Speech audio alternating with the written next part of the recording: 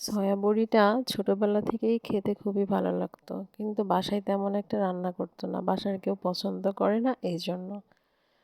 তো যেদিন থেকে জানতে পারলাম এটার পুষ্টিগুণ সম্পর্কে, সেদিন থেকে আমি নিজেই কিনে নিয়ে এসে বাসায় রান্না করা শুরু করি। তো আজকে একটা ভিন্ন পদ্ধতিতে রান্না করে দেখাবো। এভাবে রান্না করলে এত পরিমাণ স্বাদ লাগে কি বলবো। বুঝতেই পারবেন না যে কি দিয়ে খাচ্ছেন। তো আমি এখানে একটা ব্লেন্ডার জারে সমস্ত মশলা নিয়ে নিলাম। পেঁয়াজ, রসুন, আদা, জিরা, মরিচ সবকিছু নিয়ে ব্লেন্ড করে নিলাম। খুব সুন্দর স্মুথ একটা ব্লেন্ড করে নিয়েছিলাম। আর এখানে গরম পানিতে আমি আগেই সিদ্ধ করে নিয়েছিলাম। সেটা থেকে চেপে চেপে পানি বের করে নিতে হবে। বের করে আবার সুন্দর করে ঠান্ডা পানিতে ধুয়ে নিতে হবে। তো এই যে আমার সয়াবিনের বড়ি। তো এর মধ্যে আমি টক দই আর সয়া সস আর কিছু সামান্য পরিমাণ লবণ দিয়ে মাখিয়ে একটা সাইডে রেখে দিব। সয়া সস না থাকলে আপনারা নাও দিতে পারেন। আর মাখিয়ে রেখে দিলাম।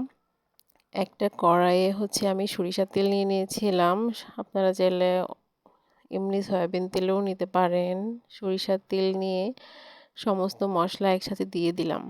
দিয়ে এটা একটু ভাজা ভাজা হওয়া পর্যন্ত অপেক্ষা করব। তারপরে আমি এটার মধ্যে ভাজা ভাজা হয়ে গেলে যে ব্লেন্ডার ধোয়া পানিটা এটাও দিয়ে দিলাম। এর মধ্যে একে একে ধনিয়া গুঁড়া, হলুদ গুঁড়া আর লবণ দিয়ে দিব। মরিচ তো আমি আগেই দিয়েছিলাম ব্লেন্ড করে, তো এই জন্য আর মরিচের গুঁড়াটা দিলাম না, ঝাল হয়ে যাবে। আর এখানে আমি গরম মশলাটা দিয়ে নিলাম। আপনারা চাইলে তেলের মধ্যেও দিয়ে নিতে পারেন। আমার মনে ছিল না, এই জন্য আমি পরে দিয়ে নিয়েছি। এটা থেকে তেল ছাড়া হয়ে গেলে তো এর মধ্যে আমি টুকরো করে রাখা আলু দিয়ে দিব। আলু খেতে খুব ভালো লাগে, এই জন্য সয়াবিনের সাথে আলুও দিয়ে নিলাম। আর কিছুটা পানি দিয়ে এটা কষাতে দিয়ে দিব। যতক্ষণ না আলুটা সিদ্ধ হয় ততক্ষণ এটা কষাতেই থাকবো। তো এর মাঝে একবার আমি আবার ঢাকা খুলে চেক করে দেখছিলাম যে আলুটা সিদ্ধ হয়েছে কি না। তো দেখলাম যে সিদ্ধ হয় নাই। তো আমি আবার ঢেকে দিলাম যে আলুটা সিদ্ধ হোক।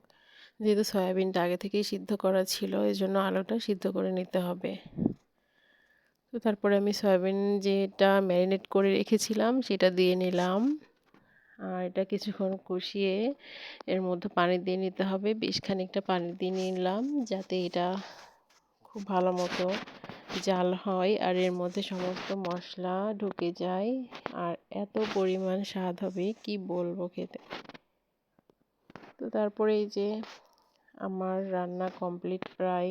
এটা পানি শুকিয়ে আসা পর্যন্ত রাখবো। আর এটা যে কি পরিমাণ ভালো লাগে খেতে, ভাত, রুটি, পরোটা সব কিছুর সাথে খুবই ভালো লাগে। আল্লাহ হাফেজ, সবাই ভালো থাকবেন।